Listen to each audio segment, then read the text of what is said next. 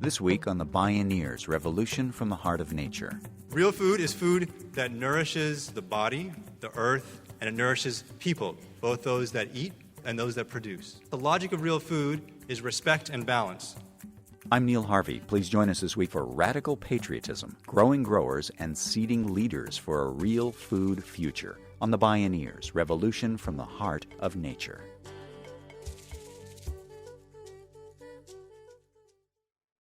What happens when green turns to gray? The average age of the American farmer is about 60 years old. In 1993, the Census Bureau stopped even counting Americans living on farms when that percentage dipped below 2%. In that year, the total number of farmers was 4.6 million. The number of farmers has been in free fall, plummeting by more than half in just 20 years. Of the 2 million farmers still living on the land, still bringing field crops to our tables, fewer than 5% are under 45 years old. When green turns to gray, who will grow our food?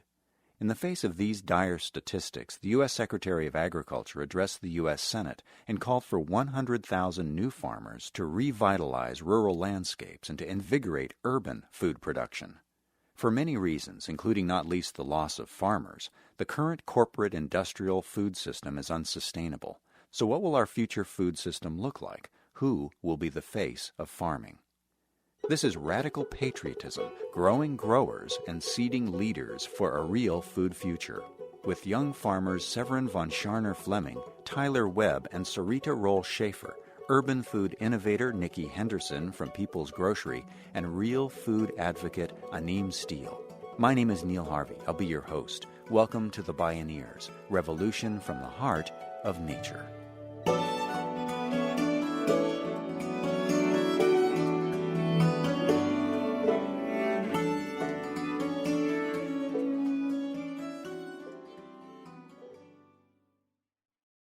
In the 1960s, while farmers were increasingly being driven off the land by the intense corporatization of agriculture, a seed head of back-to-the-landers dispersed around the United States. They seeded what became the organic food sector. As green has turned to gray, today these agricultural pathfinders are the elders for a new generation of innovation and social change. Young farmers, food entrepreneurs, and advocates for food justice are turning the crank of the evolutionary spiral. With it, they're deliberately reinventing a radical patriotism founded in a return to local agriculture and community. And I'm a farmer, I'm a young farmer, and I'm here to tell you about explosive movement that's going on around this country. Very hardworking young people, as I like to say, working like dogs and eating like kings. It's a very practical set of people that I'm sure you'd like to hang out with. Severine von Tscharner Fleming spent a year with America's next generation farmers making a documentary film titled The Greenhorns. Her project sprouted into more than a film. It has become an emerging movement as well as a nonprofit organization called Greenhorns that provides multimedia resources, social networking, and training. Severine herself farms in New York's storied Hudson Valley. She spoke on the subject of growing growers and the 100,000 New Farmers Challenge at a recent Bioneers conference. The first question is, why farm? Conventional wisdom would say, oh, it's terribly drudgery. One reason is living your life outside. Living your life with having a quiet mind, caring for the land, spending a lot of time with one place and in commitment with that one place. Another reason is that it's hard. In a culture that's driven by consumerism and, zoom in, zoom out iPhone culture, doing something that's really challenging physically, culturally, emotionally, has a real appeal. The big project, obviously, is re-regionalizing our food supply. So the agriculture that we're working on here as a team of radical entrepreneurs is an agriculture which involves diverse stakeholders, which functions at many different scales, and which seeks to produce food, particularly meat, vegetables, fruit, wheat, closer to where they're consumed. That also means processing must be relocalized. Cheese making, pickle factories, juice pressing, cold storage, yogurt. In many places, the buildings and equipment is still there. In this culture of young farmers, there is tremendous punk spirit. We are just all of us starting institutions you wouldn't believe. So you have biodynamic compost workshops, distribution workshop, pasture walk, small grain, harvesting wheat, yoking oxen, threshing oats, farming with horses, foraging, dairy, honey, tying knots, butchery. Greenhorns, which is a group I've started, we are very focused on these mixers. 97 mixers around the country, focusing on the work songs. Obviously, we embrace technology, if not GMOs. We do embrace bicycle-powered spit roasting. We did a workshop called It Takes a Village to Make a Sausage. And we had organic beer, but we did it on a conventional apple farm in their shed. Unsurprisingly, this is a movement that has a lot of women in it.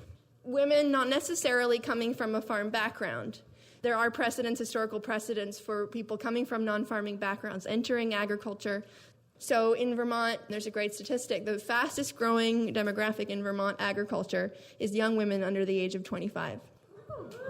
So, yeah.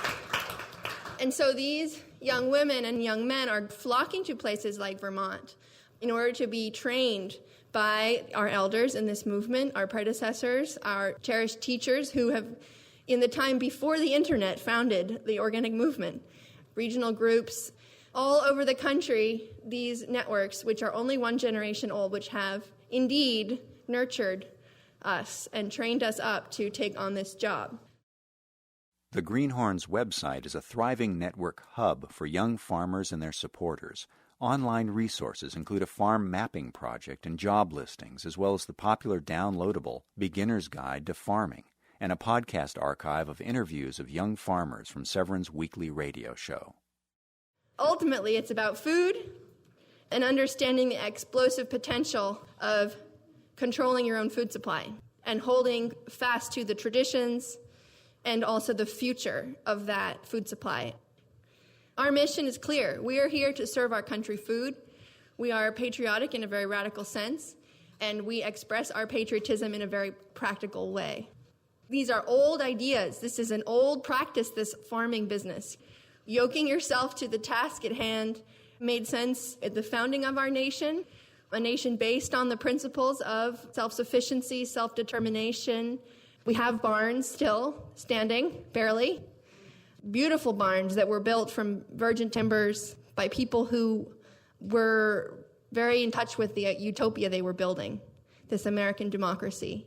And I would say that the spirit of the young farmers today is similarly in touch with that utopia, and we're ready.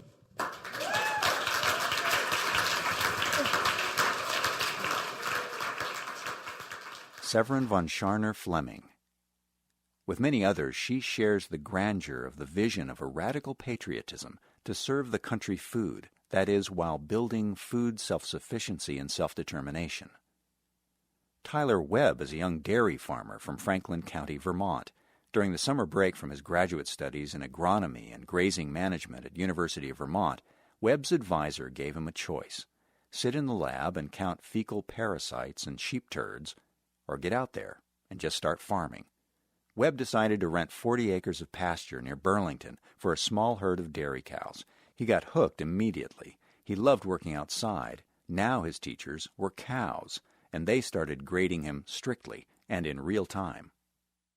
There's something amazing about dairy cow will tell you every day when you mess something up.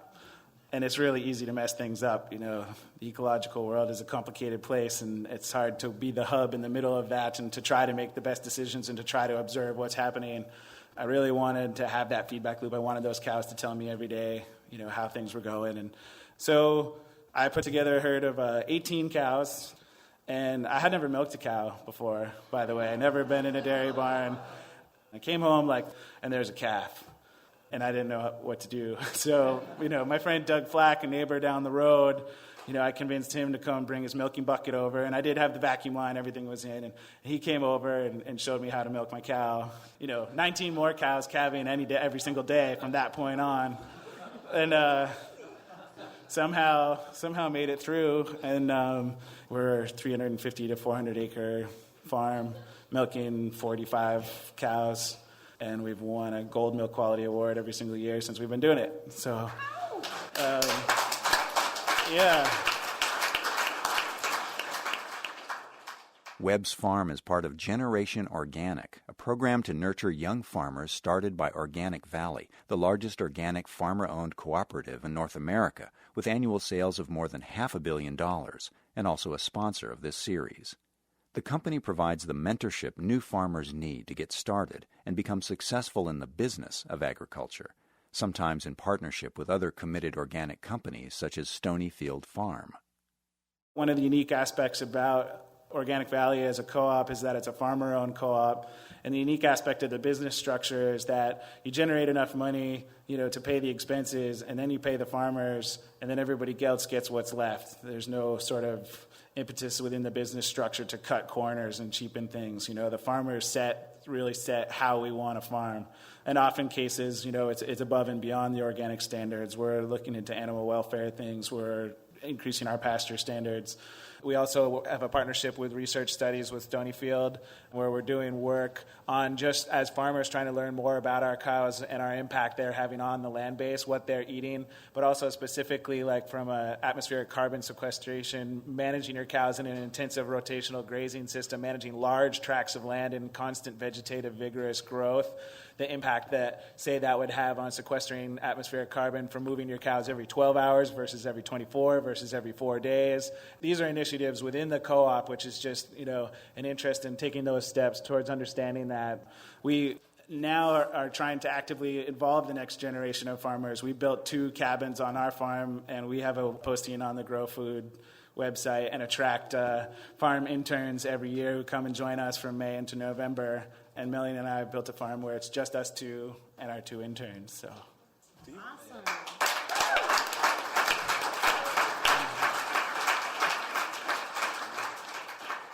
Both Tyler Webb and Severine von Tscharner Fleming participate in the National Young Farmers Coalition, pushing for policy changes to support new farmers by providing vital access to land, capital, and training.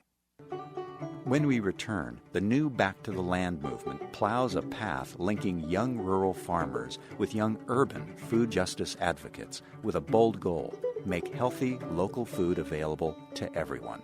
This is Radical Patriotism, growing growers and seeding leaders for a real food future. I'm Neil Harvey. You're listening to the Bioneers, revolution from the heart of nature.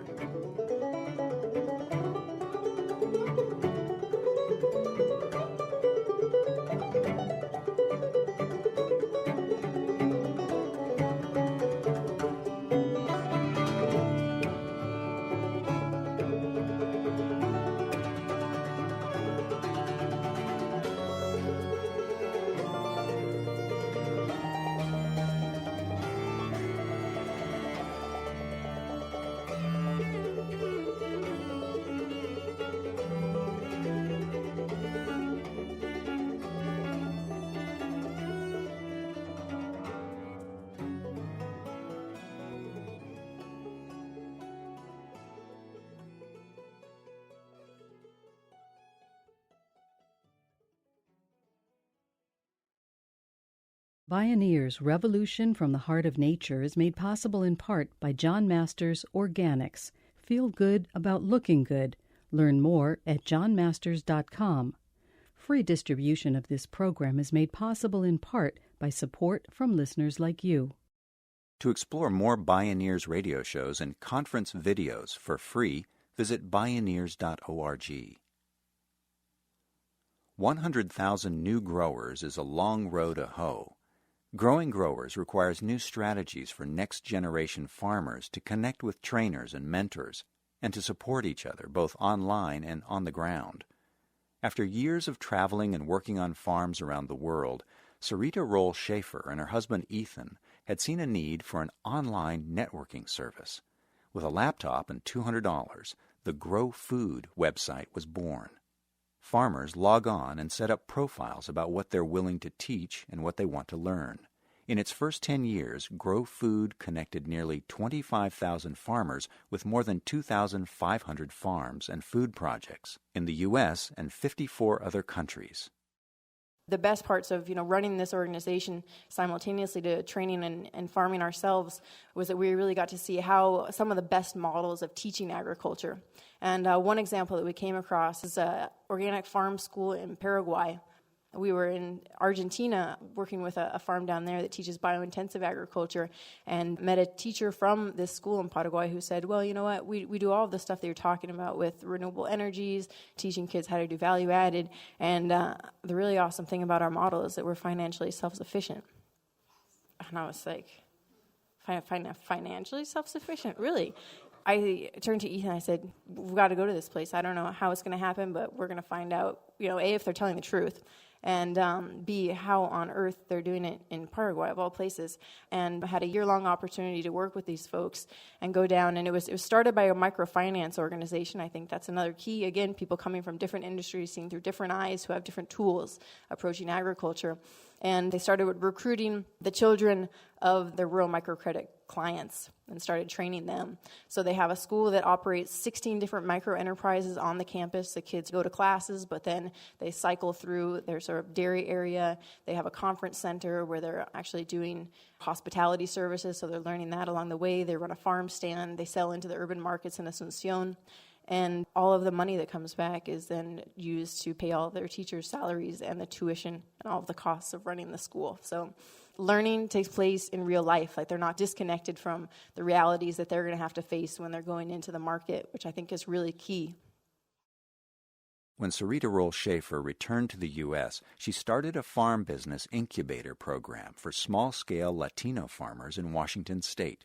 Viva Farms now provides education, land, equipment, loans, and markets. So we actually buy produce from our farmers and help get them into markets that, if they were doing their own volume alone, they wouldn't necessarily have a sufficient quantity to get into. So we sell to local co-ops, independent grocers. We have a produce market right on the farm, beautiful produce stand where, farmers are able to interact directly with the customers. And it's kind of beautiful. The checkout really becomes the pulpit. So not only are we selling the product, creating a sustainable revenue model for our farms, but we get to tell the story of what we're doing, tell people what's going on in agriculture, and engage them in the work at a broader level than just buying produce from us. Sarita Role Schaffer. Because corporate food store chains have consistently failed to provide low-income communities with access to healthy and local food, urban food deserts are suffering badly from the rising epidemic of obesity and chronic illness such as diabetes. Community-supported agriculture programs, farmers markets, and grassroots food justice organizations are working to change that. The People's Grocery in West Oakland, California was founded in 2002 to address the health and economic disparities of its diverse urban neighborhood by building a healthy and just local food system. Nikki Henderson is the People's Grocery's executive director. Part of getting people riled up and part of really tapping into the pulse and the lifeblood of a community is its youth. And throughout history, we've seen that. Youth tend to be the most rowdy. They tend to be the ones who are really passionate. And so when People's Grocery first started, we were looking for youth that knew they needed something different, but didn't quite know how to get it. And that was a beautiful way to set the stage for a conversation. Now, the conversation was happening in West Oakland. The public health department tried to do it. Schools were trying to do it. A bunch of people were trying to do it. But in terms of community-led food conversations, that hadn't really happened since the 80s. This was youth riding around in a van, the mobile market, if anybody remembers that. Youth riding around in a van with hip-hop blasting, really loud colors they were wearing, selling food on the corner, right? Perfect outreach tool. The People's Grocery first began working with high school students, teaching them about food and healthy eating. But as the saying goes, they found, it takes a village. We shut down our youth program because we weren't getting results. The youth would be changed, but then if their parents who were buying the food weren't buying the kind of food that now they're jazzed about eating, it might last for another 3 months while they tried to argue with everyone around them to try to keep that lifestyle, then it would go away. And so that's why we now work with families. And we do that through a mixture of place-based work. So we have a garden that demonstrates what the change actually looks like. We have a leadership development program so people can hone their own ability to lead things that they care about. And we have a racial healing / emotional intelligence program that can allow people to get through issues they have when it comes to interacting with other people. That's really important when dealing with communities of color and low-income communities. We're looking into getting board members who are way younger than me so that they can advise on the youth stuff. All but one of my staff is older than me. And the fact that we're such a mixed generational group, my ability to be a youth leader has quadrupled just in this short space of time because of what I've been pushed into, being in an intergenerational space and having different age groups all around me, having to push my leadership in a different place. And it's also allowed me, as a peer in youth circles, to really expand the possibility of what's possible in terms of social change. More importantly, I think it's bridged its gap between adults, very, very young children, and people who are kind of in the middle when it comes to how you cause social change together and how you be kind of a family structure in the youth organizing space and what the evolution of that looks like. Nikki Henderson of the People's Grocery, which is now among the mushrooming numbers of urban outlets for real food, food that nourishes the body, the earth, and the people who produce and eat it. Food justice advocate Amin Steele seeks solutions to the growing disconnect between urban Americans and their food supply.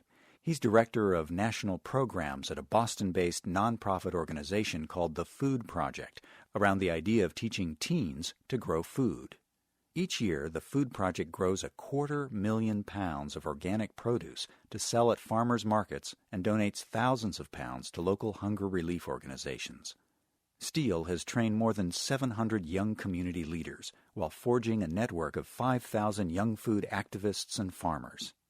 In 2008, Steele co-founded the Real Food Challenge to tap the power of students to move markets. Institutions of higher education spend $5 billion a year on food. The idea is to engage students to encourage colleges and universities across the U.S. to use their purchasing power to move the needle to a real food economy. The goal is to shift $1 billion of existing university food budgets towards local, community-based, fair, ecologically sound, and humane food sources by 2020. And we thought we could do it because students have power in this situation. They don't necessarily know it, but they are the ultimate customers. And we could do it if there is strong student leadership. In 3 years, we built a network of over 5,000 students at 350 colleges. Students supported by the Real Food Challenge have won $45 million in real food commitments from their universities. And I talked about the dollars we've shifted. Our goal and our estimation is that in 10 years we could shift $1 billion of annual food purchases, right? And also set a precedent for other kinds of institutions, right? We want to see this ripple effect ripple out, because that's what ripple effects do. And so we're beginning to wonder if this is one of the fastest ways to catalyze change in the system, right? Use existing food budgets, right? No new money, just change how it goes. And I suggest it's like a different kind of activism. It's like voting with your dollar, but instead of that, you're voting with $1 billion, right? It's kind of like a boycott, but it's more like a pro-cot, right? We're strategically investing in the kind of economy and social justice and environmental outcomes that we want. And I want to tell you that the Real Food Challenge is just one part of a larger food movement. One thing that we're doing now is to make sure everyone can be a part of this movement. So we're starting an initiative called Live Real. Live Real allows people to go to a website and also meet people in person and say, this is the commitment I made in my life, right? I learned how to make jollof rice, and I'm sharing it with my neighbors. I'm giving up junk food and soda for 30 days. I'm starting a garden. I'm helping my elderly neighbor with their food purchases. I'm going to the grocery store for them. Whatever it is, where you are starting, where you begin, even the small thing, we're going to share that. We're going to build community. We're training, investing in the leadership of young people, especially those on the front lines. And I look forward to being in this movement, food, otherwise, with you. Thank you very much.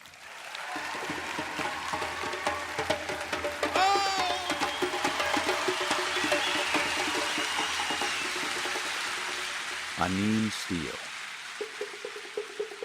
With dirt under their nails and laptops at their fingertips, these young growers and food system entrepreneurs are espousing a radical patriotism. It seeks the greater self-sufficiency and self-determination founded in honoring the earth and justice. The checkout line is the pulpit. It runs on clean energy and pedal power and knows how to move markets. While youth are its pulse and lifeblood, it's intergenerational and family-friendly, Because when green turns to gray, new growth makes it green again.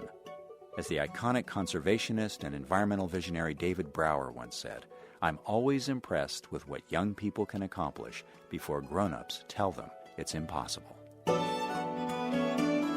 Radical patriotism, growing growers and seeding leaders for a real food future.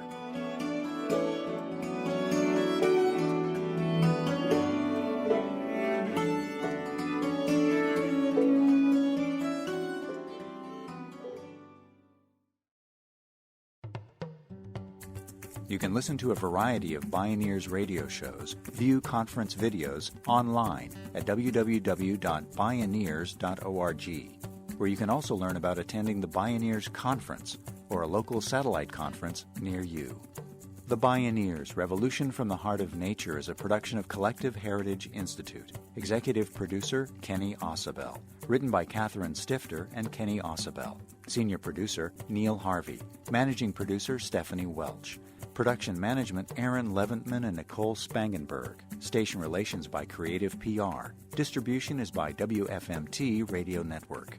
Original recordings provided by Focus Audio Visual. Our theme music is taken from the album Journey Between by Baka Beyond and used by permission of Hannibal Records, a Rykodisc label. Additional music was made available by The Bee Eaters at beeaters.com. For more music information, please visit Bioneers.org.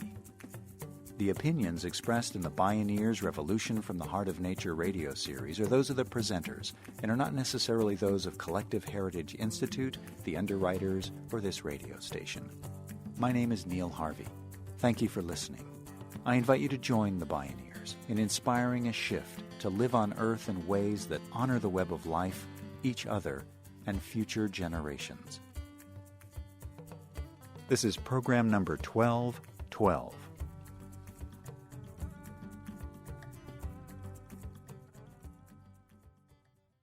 This series is made possible by Organic Valley Family of Farms, organic and family-owned since 1988.